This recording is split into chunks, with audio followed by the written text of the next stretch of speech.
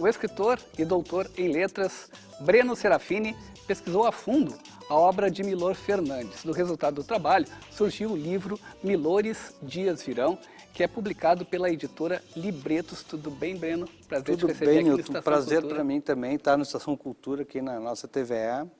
E para falar desse nome tão importante para a cultura brasileira, Milor Fernandes, você que já pesquisa, né, humor e ideologia. Bom, o Milor Fernandes é um cara irreverente por natureza, né? Então eu peguei essa coisa assim, esse livro é uma continuação de uma pesquisa, né, no meu doutorado, que eu já fazia no mestrado a partir da crônica do Luiz Fernando Veríssimo. Então, aquelas armas que eu usei até no mais ou menos recorte histórico, assim, que é aquele período da redemocratização, ascensão do Collor, depois a queda dele, assim por diante, é onde eu pego no universo do Milor Fernandes, porque para mim foi um desafio, assim.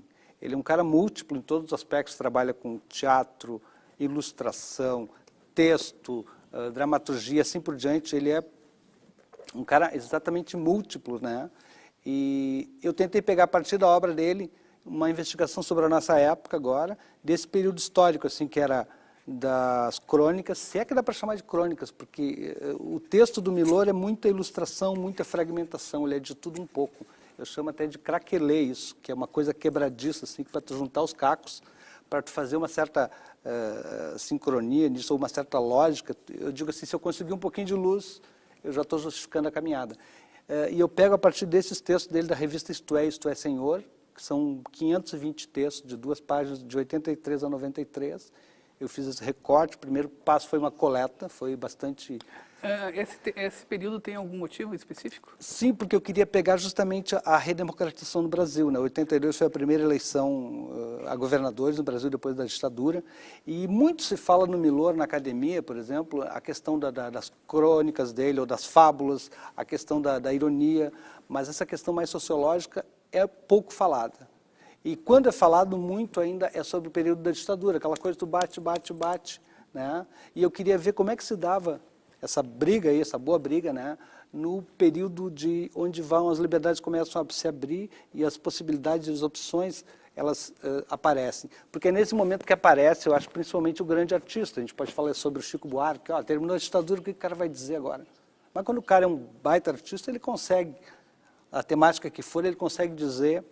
Pois é, para chegar ao universal, desculpa. Não, claro. E o que acontece com o Milor a partir, então, da abertura, né, dessa redemocratização? Ele que foi um cara super combativo durante a ditadura, né? Sim. E aí, o que acontece com a obra do Milor?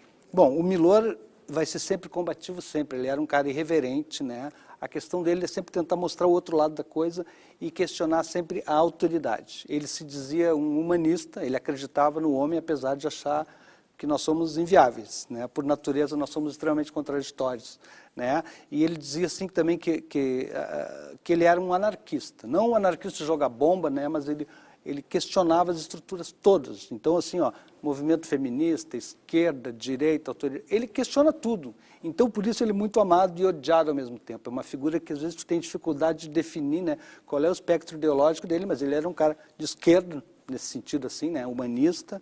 Mas isso não fazia dele uma pessoa que não criticasse a própria esquerda e assim por diante. Porque ele dizia intelectual é intelectual. Não existe intelectual cristão, não existe intelectual de esquerda, existe um intelectual. A partir do momento que ele se vincular a alguma instituição ou coisa, ele deixa de ser, ele já está amarrado. Então ele usa uma frase que eu acho muito bonita, que ele diz assim, os pássaros são livres porque não têm ideologia. Num período, nós estamos falando da pós-modernidade, agora esse período, né, é dado esse nome, em que se discutia, existe ideologia, etc. E tal, né? Parece que ele está reforçando essa ideia, mas não, ele está dizendo que não era preso a nada. Então ele se permitia, tem coisas que eu acho muito engraçadas, ele comprou brigas homéricas na vida dele, assim, né? Para ter um exemplo que eu gosto de dar, assim, em plenos anos 80, assim, o movimento feminista, estava aquele furor, queima sutiã, aquela coisa, que foi uma coisa muito legal, foi importante na nossa história. Ele dizia assim, que, em primeiro lugar, ele dizia o melhor movimento feminista ainda é o dos quadris. As feministas ficaram loucas, né? Chamando de machista, etc. E tal. E, por outro lado, questionava ainda assim, não tem feminista de Ipanema, porque ele é o senhor, o filósofo de Ipanema, né? Que não tem nos seus quartinhos do fundo lá sua empregada fazendo o seu trabalho. Quer dizer, uma discussão que está hoje presente aí nessa relação trabalho na família, né? E isso deixava elas enlouquecidas. Mas se a gente for olhar do nosso ponto de vista hoje, não tinha uma música na mesma época chamada Garoto de Ipanema, que era um louvor justamente aos quadris femininos ao balançar a ginga, né, da carioca. Quer dizer, ele tinha essa provocação como uma arma contundente sempre.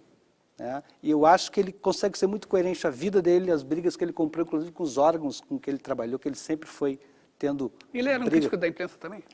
Ele era um crítico da imprensa, ele tira muito sarro assim, dos editores, né, cada vez mais, digamos, de certa forma, uniformizados, que vinham, todas as notícias vinham por fax, que um dia um se suicidou se jogando dentro de um fax, aparece aí em todos os... Ele brinca muito com isso, ele teve muitas brigas, né, ele saiu da Veja justamente em 82, porque ele estava fazendo uma campanha não, ele defendia a eleição do Brizola, não abertamente, né, mas sutilmente, não porque ele acreditasse, ele não era mais ingênuo, mas porque ele achava que era o menos pior, talvez, né? E a editora Abril Civita chamou ele um canto, quem sabe tu dá uma maneirada, ele saiu. Aí ele começa justamente meu trabalho, isso na primeira crônica dele em 83, daí ele aparece uma figura dele todo estropiado, assim, e com uma plaquinha assim, entre sem bater, né? Que é um provérbio dito pelo Aparício Torelli, né? Quando uma vez, lá na época do Getúlio, empastelaram o jornalzinho dele, que era Amanhã, em vez de ser Amanhã, ele botou uma plaquinha lá, entre sem bater, né? Então o Milor fez o mesmo procedimento, assim, né? Quando começou na Isto É. Então, da Isto É ele saiu depois por quê? Mas se for reportar a história dele, ele começou em 62, 3, ele tinha 14 anos, era um guri pobre da zona norte do Rio, ele fala na Universidade do Meier, o período aquele em que a escola pública ainda era um bastião, assim, né? Ele disse que aquilo foi a verdadeira universidade dele, ele se construiu sozinho, sim, ele estudou, ele é um tradutor de Shakespeare, tem mais de 80 peças traduzidas, e o cara aprendeu na marra, assim, a partir dos livros. E ele sempre diz que nessa passagem, esse conhecimento ele levou a vida inteira. E ele começou com 14 anos, um dia por um desenho, e um dia ele estava na revista Cigarra, que é da família Chateaubriand, faltou uma publicidade lá de última hora no fechamento da edição, chamaram ele, ele preencheu as 2 páginas com o Vão Gogo, que era como ele se chamava na época. Breno, muito legal conversar contigo sobre Milor, você que também é poeta, trouxe aqui até um dos seus livros, né, Geração Pixel, que é um dos livros de poesia. Grato pela tua participação, lembrando então que amanhã, a partir das 7 da noite, lá na Livraria Cultura, vai acontecer então, claro, vai acontecer o lançamento do livro, Milores Dias Virão, um título bem provocativo. É uma brincadeira, né? Na verdade é um questionamento sobre, né? E vai ter um bate-papo também com Abrão Slavutsky, que é um psicanalista, né? E com Antônio Sanseverino, que é o Papa da Crônica aqui na URGS, um amigão, assim, nós vamos bater um papo, quem quiser aparecer lá para conversar, para trocar uma ideia, e depois tem a sessão de autógrafos do livro. Legal, obrigado, Breno. Eu te agradeço também, Nilton. Cartunista, né, ilustrador, sim. Enfim, o cartunista Santiago está ministrando uma oficina aqui em Porto Alegre e falou a nossa reportagem sobre desenho, humor e mídia. Neutair Abreu é natural da cidade de Santiago. Na década de 70, já sediado em Porto Alegre e assinando o apelido herdado da terra natal, começou a publicar seus cartoons em jornais alternativos e da grande mídia. Colaborou com o Correio do Povo, Folha de São Paulo, o Pasquim, Cojornal, entre outros.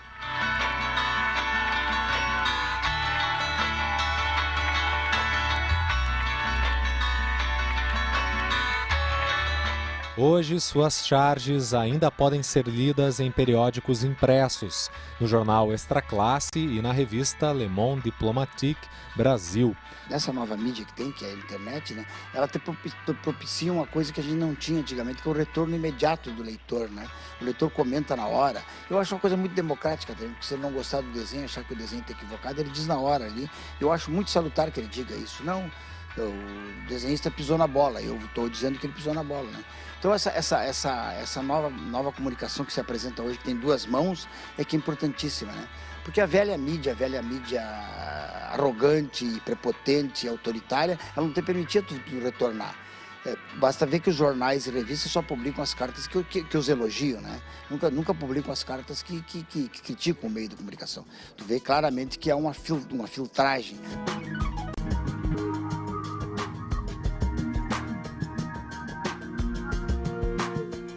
Eu acho que qualquer um pode desenhar, qualquer um pode se expressar através do desenho.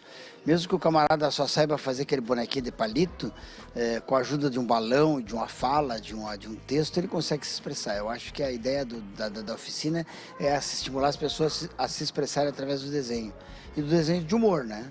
Quais são os temas sensíveis que tu costuma trabalhar hoje, né?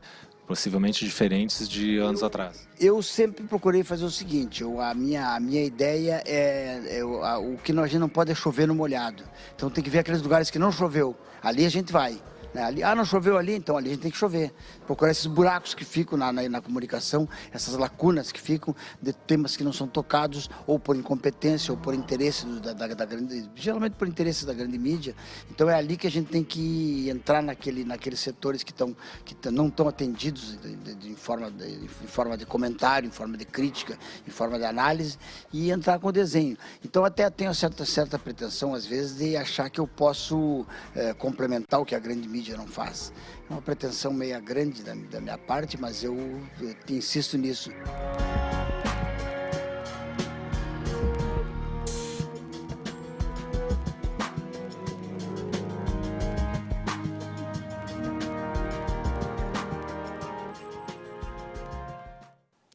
O espetáculo de dança Terezinhas, do Grupo Meme, chega a São Leopoldo neste sábado.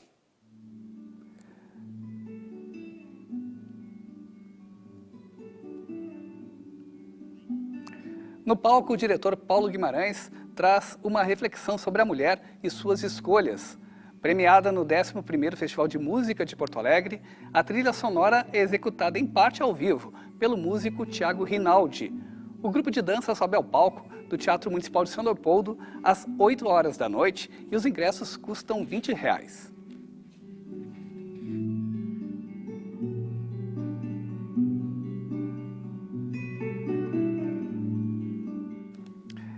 Nós vamos a um breve intervalo e no próximo bloco não perca as dicas de cinema para esta semana, além de uma reportagem sobre a coletânea de poesia gaúcha que será lançada hoje pela Assembleia Legislativa. É um instante só. Luiz Henrique Fontoura, um grande colega aqui da Rádio FM Cultura, apresenta um dos programas da Rádio FM Cultura mais reconhecidos no meio artístico. Hoje vamos saber um pouco mais sobre o Conversa de Botequim. 6 minutos, estamos entrando no ar com o programa Conversa de Botequim, aqui pela FM Cultura de Porto Alegre, 107,7 MHz. A temperatura no Morro Santa A música brasileira tem espaço especializado na grade de programação da FM Cultura. Luiz Henrique Fontoura conduz diariamente o programa Conversa de Botequim, desde que a MPB era mais dependente da indústria fonográfica. O que mudou é que está tudo muito diluído, assim. Se tornou tudo muito rápido, então tem muitos cantores, cantoras, grupos, bandas que surgem rapidamente e nós não sabemos o que vai acontecer com eles, para onde que eles vão, né? Eu entrevistei o Francisco Bosco uma vez e o Guilherme Wisnik, o Guilherme que é filho do Zé Miguel Wisnik e o Francisco Bosco que é filho do João Bosco. O que o Guilherme disse? Que hoje em dia as pessoas escutam uma música, meia música dentro do carro, né? Eu sou de uma época que a gente ouvia o LP inteiro, botava a primeira faixa, ouvia até o final do lado A, virava e ouvia todo o lado B também, todas as músicas. No final da década de 80, quando o programa entrou no ar, a programação musical dependia da discoteca da rádio, formada basicamente por LPs. Na década de 90, vieram os CDs, que ainda hoje são a principal mídia enviada pelos artistas, que tem no Conversa de Botequim uma referência no sul do país. Ele surgiu dentro da grade como um programa especial de música popular brasileira, feito com entrevista, com texto e também com bastante música, né, que é um dos motes do programa. A gente trabalhava muito com LP, a pesquisa era muito mais difícil porque não havia internet, né, e o programa foi indo assim, conquistando espaço, conquistando público. Chegou um ponto que o programa começou a ser colocado no ar ao vivo e daí modificou um pouco da estrutura, eu passei a apresentá-lo. Nós fazemos entrevistas por telefone, os artistas vêm aqui também, e é sempre um bate-papo e é costurado com música. É assim que o programa está com essa estrutura há mais ou menos uns 10, 14 anos, mais ou menos. Ele existe há 24, completa 25 em março do ano que vem, né? E modificou muito. Na discoteca, Luiz Henrique conta com raridades como o disco A Beça, de Vitor Ramil, de edição limitada, e o registro do show histórico Bossa Nova no Carnegie Hall. Eu acho que a rádio, como todos os profissionais que trabalham aqui, nós temos o respeito de vários cantores, compositores do centro do país e que acabam achando que a FM Cultura é um espaço importantíssimo para a música brasileira. Até pelo tempo, né? O programa tem 1 hora. É difícil tu encontrares uma emissora de rádio no centro do país que disponibilize toda essa duração de espaço para que se faça uma entrevista, né? Eu posso citar várias pessoas assim que sempre que vêm a Porto Alegre passam aqui pela FM Cultura, pelo programa. Tem o Arrigo Barnabé, sempre vem. O Lenine é um que sempre também vem aqui. O Marcelo Camelo também. Alguns exemplos assim. Aproveitando, podia citar alguns nomes que tu acredita que são da nova geração, que são nomes expressivos e que tu aposta que, né, daqui mais 24 anos, o programa estando no ar, esses artistas vão continuar na programação. Eu vou citar um nome que eu acho que é importantíssimo, que ele é daqui e que é uma pessoa que já conquistou, que está conquistando o mercado e que já conquistou de alguma forma o centro do país, que é o Felipe Cato, que é um grande cantor, um grande compositor. E esse cantor, esse nome, a gente vai ouvir falar muito dele ainda. Ele vai ser muito grande. Eu acho que ele vai conseguir atingir um nível, uma notoriedade igual do Chico Buarque, do Caetano Veloso, do Ney Matogrosso, por causa do talento dele, né? Ele é muito talentoso. Ele está fora de padrão. O Ricardo está colocando no ponto a faixa 3, James Dean, a Mona Gadelha participando aqui do... Beleza, a Mona Gadelha participando aqui do Converte Botequim. Mona, como é que foi concebido este teu novo CD, o Cidade Blues Rock nas Ruas? Bem, lembrando que o Conversa de Botequim pode ser visto sempre de segunda a sexta-feira, às 5 horas da tarde, na Rádio FM Cultura 107,7. E a Assembleia Legislativa lança hoje um livro de poesias que abrange os principais nomes da cena contemporânea gaúcha.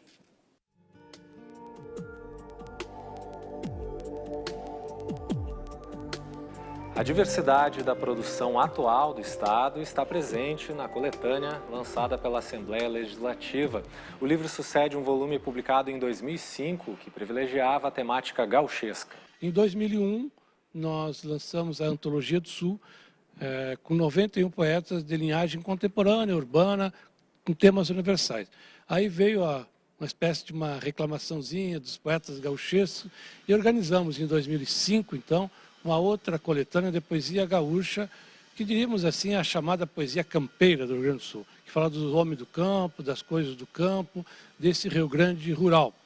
Esta nova coletânea, agora em 2013, é a retomada daquela antiga. Estão contemplados 91 poetas, que separaram textos inéditos para esta edição.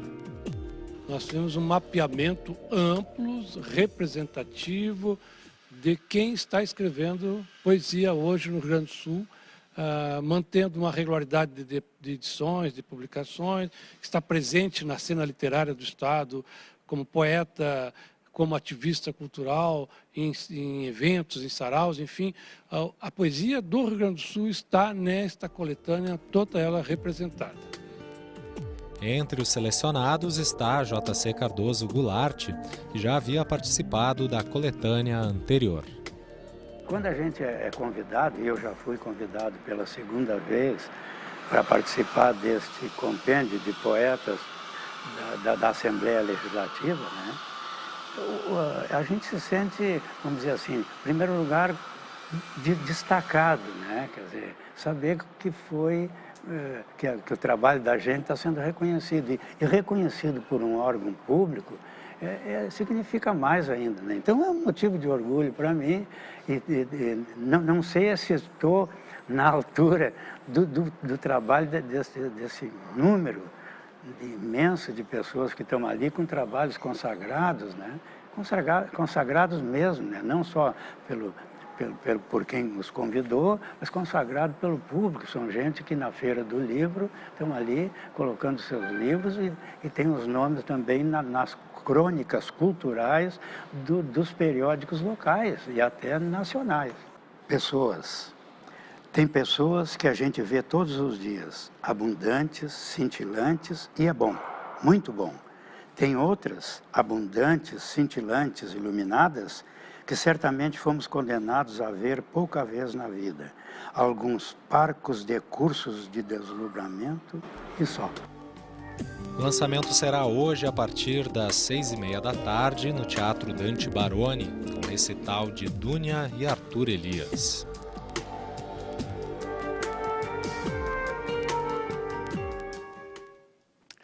Bem, até o dia 15 de junho, Canoas recebe sua 29ª Feira do Livro. Entre mesas redondas, oficinas, filmes e exposições, o evento conta com mais de 100 atividades culturais.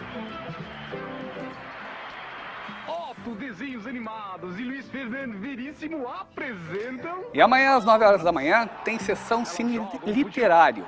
Serão exibidos os curtas As Cobras, de 1985, e O Natal do Burrinho, de 1984. A produtora de cinema, Marta Machado, é a convidada especial do dia e realiza atividades com o público após as sessões. A entrada é franca. E fica em exibição até quinta, no Cine Santander Cultural, o longa chileno Sal. Lo importante es la imagen del hombre que, pudiendo matar a la persona que lo traicionó, no lo hace. Esa es la idea de la película. Na trama do diretor Diego Ruggier, um cineasta espanhol está obcecado em fazer um western. Ao chegar do deserto do Atacama, o protagonista é confundido com um criminoso e acaba inserido em uma nova e grande história de aventura. A produção integra a programação da mostra O Faroeste pelo Mundo e as sessões acontecem às 3 horas da tarde. Os ingressos custam R$ 8,00. Y un oasis y unas mulatas en pelotas bailando salsa. Pero vamos a ver que es un western. ¿Por qué Chile? Porque ese desierto es perfecto para rodar esta película. E a banda RPM sobe ao palco do Teatro do Bourbon Country, aqui na capital, neste sábado. Clássicos como Olhar 43 e Rádio Pirata, além de músicas inéditas, compõem o repertório do show. O espetáculo começa às 9 horas da noite. O Estação Cultura desta terça se despede com a música Juvenília do grupo RPM. Tchau e até a próxima edição.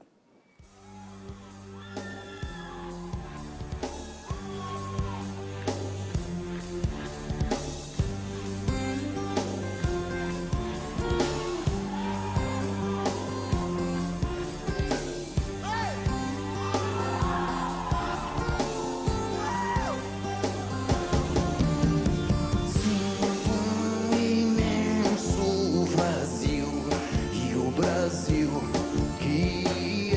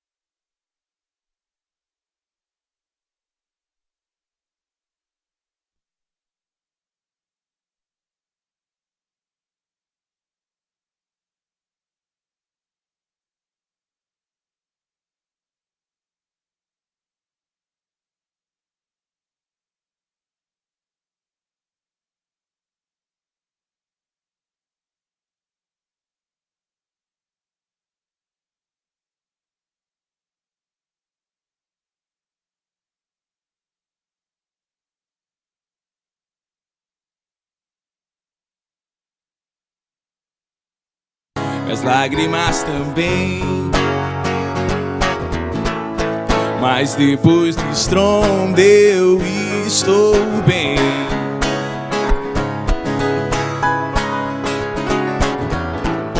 Depois do estrondo eu estou bem.